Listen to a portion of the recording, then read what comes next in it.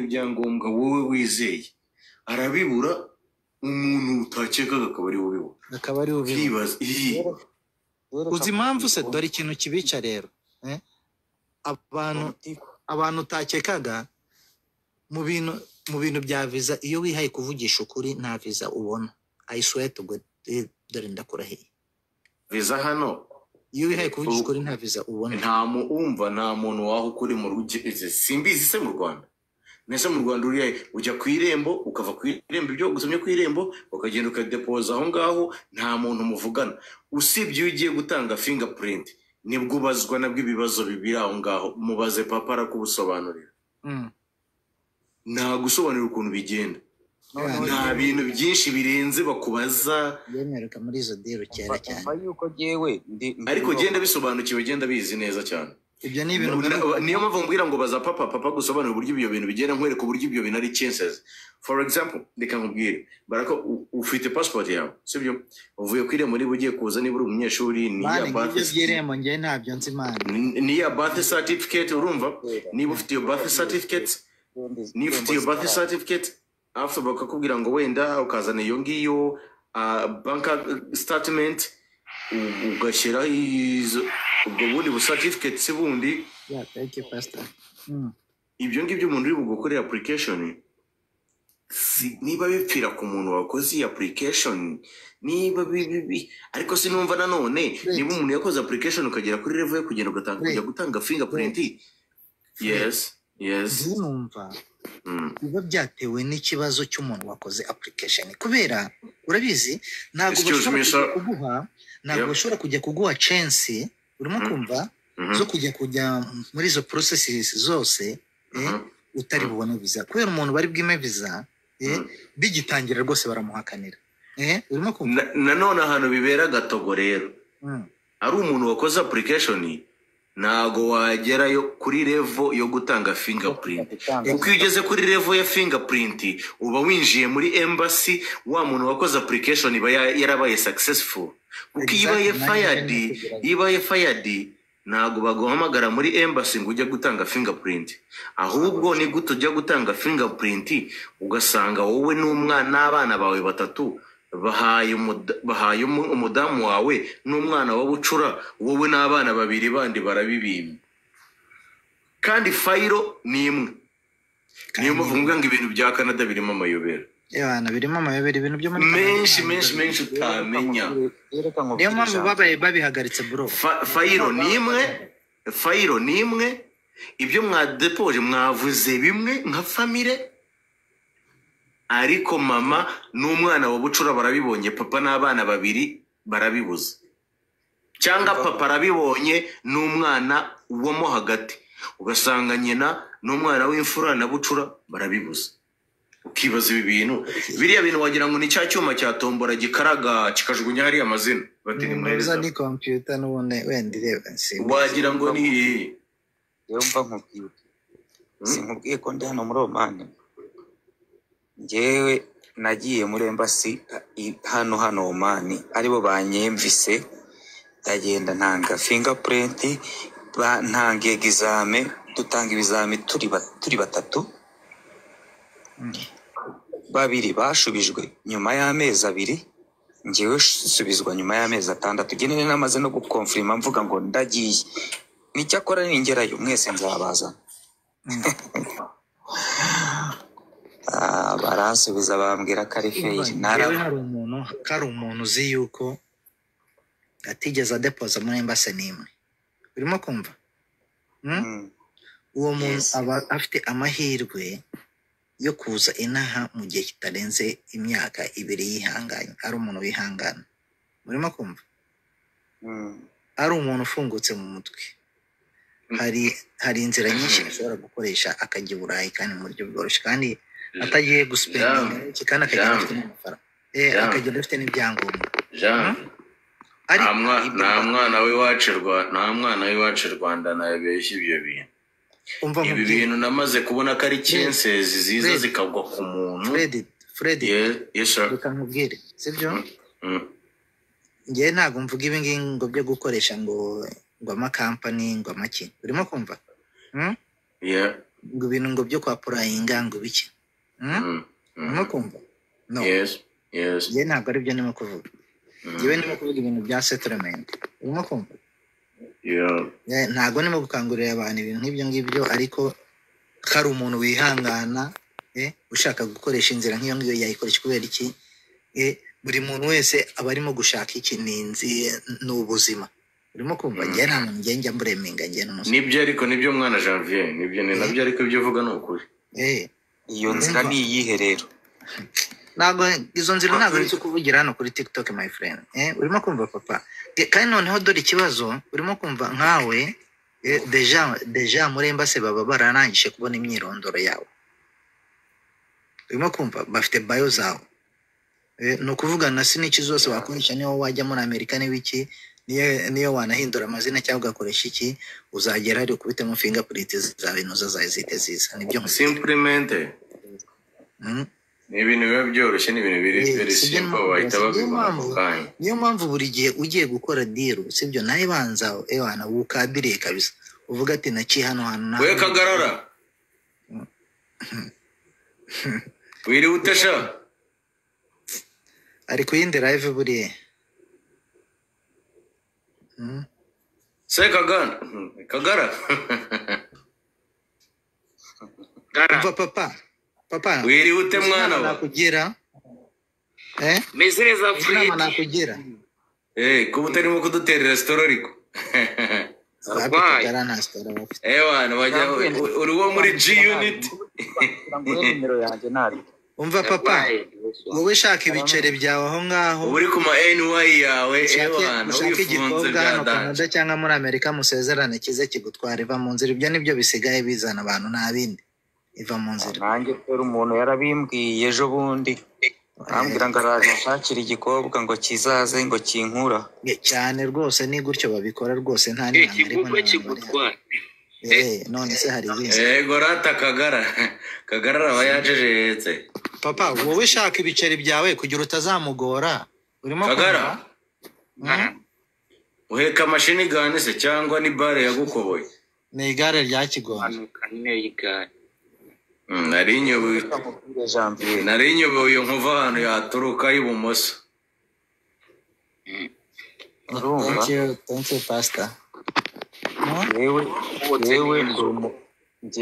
Njyewe nzi gukora ibintu bya gutunganya ibintu by'amakawa ndi umushoferi ndi n'umukanishi yewe umva aya papa yes wamureze ibyo bintu mu bihugu by'Abarabu nibyo bigabura niba uzi ibintu by'amakawa ukaba ushaka kuva mu bihugu by'Abarabu uyatayemo niho ryamye uyatayemo n'umuntu uzaguhereza idea yo kuva nanjye sinzi impamvu ashaka kuvayo wawe yatayemo Katari aho ngaho iwanyu ibyo bihugu byose uko bizengurutse hariya ku bintu by'amakawa abantu bazi gukora biriya bintu byanyu by'amakawa nibo bantu bafite amafaranga uwo nicaye ariko ndashaka kwigira ngewe Canada cyangwa Amerika to nuko nyine nta hari ubuzima wa mugani sibyo ibyo avuga ni ukuri wenda hari na security kurusha hariya cyakora wenda nuko ntago wamenya wowe shaka ibiceri mwana shaka ibiceri ibikobwa hano n'ubundi abakobwa b'intanga ikintu banga reka ngo uhibanga urimo kumva banga kuza gutwara umutipe uzabashiraho imizigo yose urimo kumva ese wowe ujye ubabona Janvier wowe ujye ubabona inde baruzuye nyine iki si bikobwa nibyo uzinanga baza kukwandikira abizana ni nka rya papa yiryemaniye mu giti n'ubundi riba abizana nabo baba biyemeyeho ntago bamuzana riba ryaraboze n'ubundi urubuto rwose rwemanuye mu giti ruba rwaraboze rata mwana wewe Janvier aragwa pase kandi iragukorera umuti Janvier mutema arabazi nawe arabazi nashaka inote bazizana abakobwa ntago bashaka umuntu barundaho ibintu byose abashaka byibura nawe uba ufite nawe make yo kwirukanka ku bipapuro urimo kumva ibintu nabo wenda mu bindi bihugu bishobora kuba bigora ubundi uzi ko ufite udufaranga twawe si ngombwa ngo ufite aya mirenge ariko mu Rwanda buri ikintu cy'ibyangombwa kubera ko buri serivisi uyakira ahantu hegeranye hatagusaba kuzerera ahantu henshi. Ni pasiporo, ni ku irembo, kuko ibyinshi ni ku irembo, no kuri banka nyine gushaka statement. Ibindi byose ni ku irembo, niba ari certificate za mariage, niba ari certificate z'abana, niba ari izawe bigaragaza ko utafunzwe, byose ni kuri telefone yawe. Uba wicariye mu rugo. Nshaka kujya mu Rwanda ariko mperukayo kera. Usimbuka mani, usimbuka ujyeyo umwe kukagwa wongere wigaruke. Mani ni akazi mani, mperukayo 2012 mani. Akazi gemostingana na kariho. Jewe ndi umuntu wikubanga kuva kera yagiye namaze nagiye no kugusuzuma mani, wowe wihiringa nkanjye kabisa. We twabana pe babonye afite amakapucino. Uyu murara twabana buriya nkunda umuntu uzi. Jewe none namikorera video buriya nzi no figura nese mani wazatsa akazi. None se yazatsa akazi kuri za Tim Horton Janvier umuntu ugiye mbonye kubisaho video ye hano ari mu kazi ke ayabana bita binyereka nyine ukuntu no mu mutwe wameze na mind ze. Jewe buriya iyo mbonye papa weshaka ibiceri mwana weshaka ibiceri urimo kumva numara kubona ibiceri wumva bishobora kuba wabonamo n'itike, bishobora kuba byagufasha gusezerana n'umukobwa n'ibiki ku buryo yaza wenda ugasimbuka i Kigali utarenze kujya kumwaka yayo mafaranga y'amatike. Imana ngebwo nimo kubwira ibintu bituma abantu bamwe bevoiding. Urimo kumva papa? Ndakumva cyane. Ndakumva. Wowe kore ibiceri n'ejo nini yawe no mukobwa mwajya muri nuza ejo bundi nawe ugira ikintu wamufasha. Ikibazo mugeri n'ahangaha mugatangira kubakwepa, mugatangira kubatesha umutwe kandi babazanye, mugatangira kuzana abandi ba girlfriend ugasanga yamaye nako kumutekera se basi ukareba ko nzamutesha. Ibyo mwana ubikora amezi 3 mwana ave mwana dufite experience. Bajye nkubwire yumva yewe zikose nagiye nkora ni kenshi sinana kavuga ngo nkarangize n'amasertifika afite ni menshi sinana yasubiramo. Iki ndihiringa nk'ubu.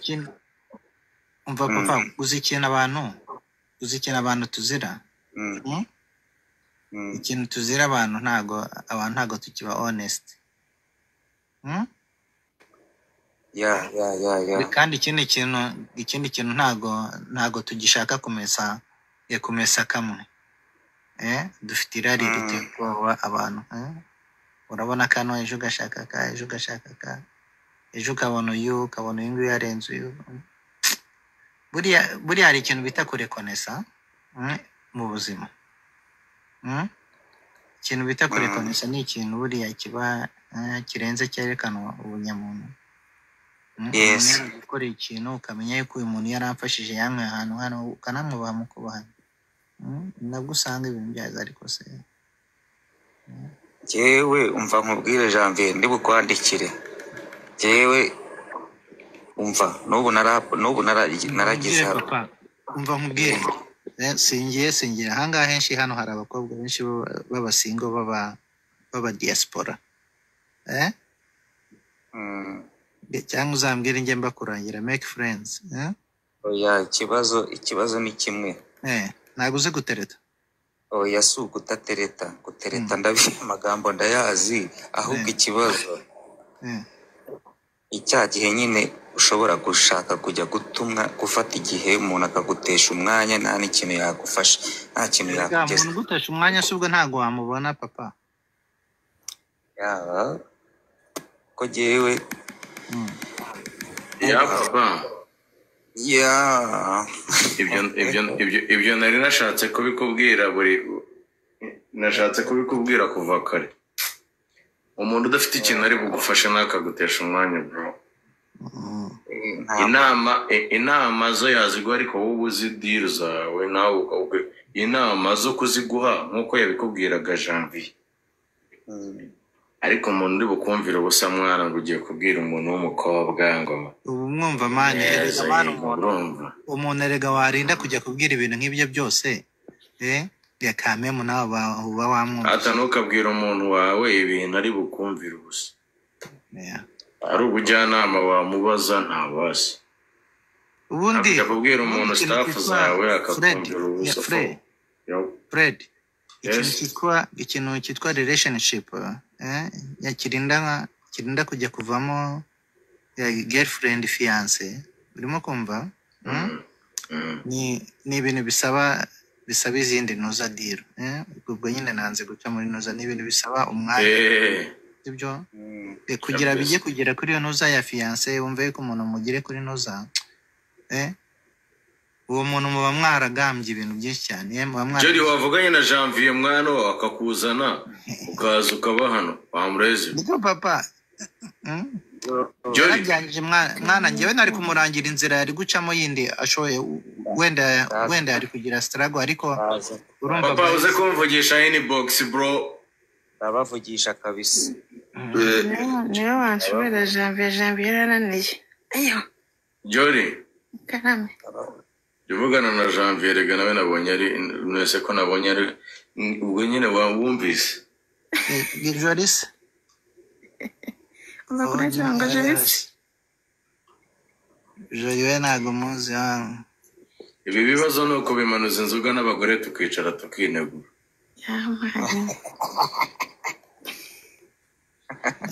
arya ngo mu Rwanda abagore bahawe ijambo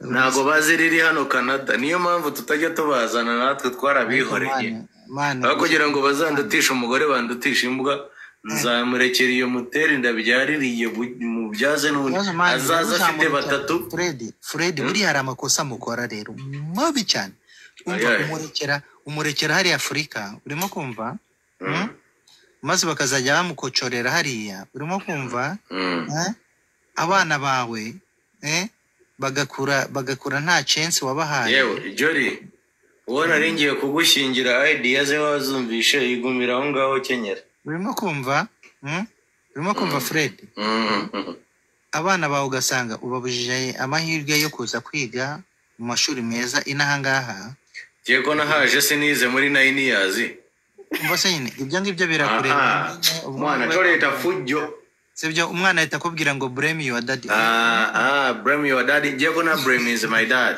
umva umbwire rero ukuntu yego nize muri 9 years abantu bigaga muri za lycée do Kigali ntago bari mu Rwanda ntago barimo kumitabi Fred ngewe nta nubwo nshobora kwemera yuko umugore wanjye amara n'icyumweru hari I swear umunyankora ajya avuga ngo yarohangane bireta hanyuma musige hariya baba boyfriend be baba ngo nyemanuka rimwe mu mwaka ngo kabiri baze nawe rero uramuzana wa mugani bikajya bigiyo bijyo nta kibazo naze nyine twicaraho ariko reka mubwire abana bige nibiki bajye mu ishuri nibiki uramutse ushatse Jeri nta kibazo cyaba kirimo kuko Jeri n'umwana warezwe nawe yabagayisha ababyeyi be buri muntu wese yararezwe biterwa n'uburyo yarezwe n'uwamureze Jeri ndakubeshyeye ari nabiyoroye Janvier yoroshye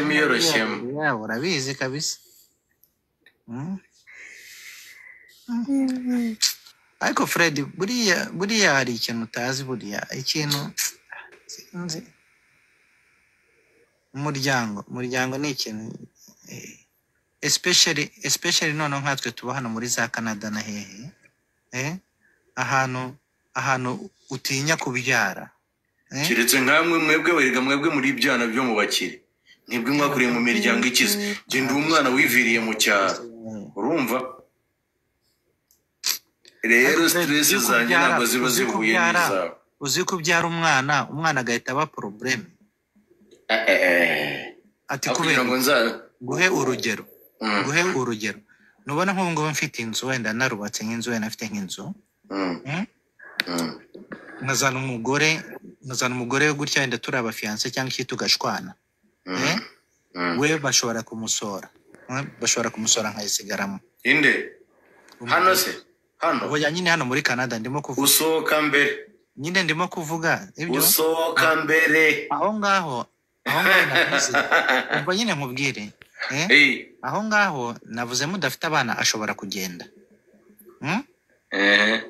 Ariko mufite umwana umwe. Wenda mwarabyaranye. Mukagirana ibibazo mu nzu, polisi nibo bisora. usohoka mbere Ewana mbere kabisa. ariko rero mudafitanye umwana uhita umubwira fuck you, genda ufata apartment. n'ubundi wanga kugukagwira ubusa. Burimo kumva rero. Ikiruta wagufite ukuzungura. Nubwo wasohoka ariko wavuga utagahungu kanjye ngasizeyo. Kazakora kabaze mama katese kuki papa yasohotse. None se gusohoka ugenda n'ibipantaro gusa. Abazungu ntibacyororoka. Abazungu ntibacyororoka basi. Kandi mbwa barimo kuzitubura. Funa muheto. Jolly. Igihe umuntu shakira. Ngwino rata mwana wa mama. Dujori twamujije kubyanga. Nzagushingira pe. Inde. Amushingira se abafite yabuze watoranya n'uwareke. Bano bakobwa babaho Jolly ugiye ko muraburize. Ahubwo nanjye udatuma muraburiza nyine reka. Oya bivuge. Jolly ni sister wanjye arabizi neza yuko aramutse akoze ikosa atambwiye namuvuna. Arayatakubwira rero. Arayatakubwira. Niyo mpamvu uzareba arabicunga akaza mu rugo ndimo. Kagara. Imuhira ni hehe? Irwamagana. Imuhira ni hehe? Irwamagana. Okay. Icyana cy'Irwamagana. Ego rero tuzajya hostinga tuze dutere story square. Kagara sajya hosting reka. Kagara. Kara. Zajya tuzana tuze twiterera.